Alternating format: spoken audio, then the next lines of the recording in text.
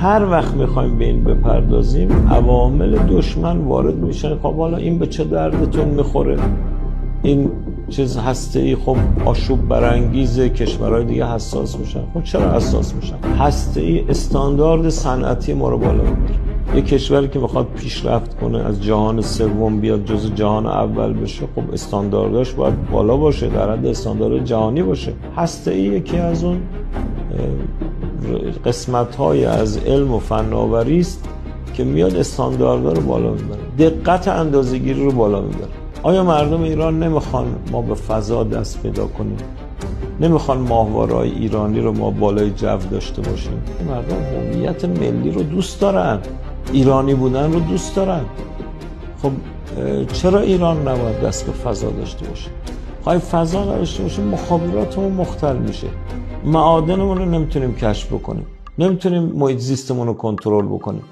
چرا کشورهای پیشرفته دنیا در فضا حضور دارن؟ اصلا دعوا سر فضا، سر هسته‌ای نیست.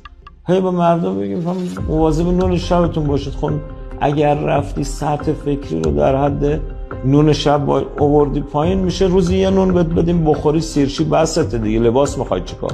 بهداشت میخوای چیکار؟ مردم ایران متمدن بودن از بدو تاریخ و سهم داشتن در رشد علمی بشر، در رشد فکری بشر. ما چرا باید اینو از مردم ایران بگیریم بیاریم در حد حالا مثلا رادیو دارو بیاریمش پایین، مثل شهادت فخری‌زاده که در حد کیت کرونا آوردیمش پایین؟ نمیخوایم بگیم هسته‌ای کار میکرده، نمیخوایم بگیم در مسائل راهبردی برای کشور کار میکرده. چرا؟ چون آب تو دل غربی‌ها نباید تکون بخوره. اتفاقا فخری‌زاده برای چی زدن؟ برای اینکه آب تو دلشون تکون خورده بود.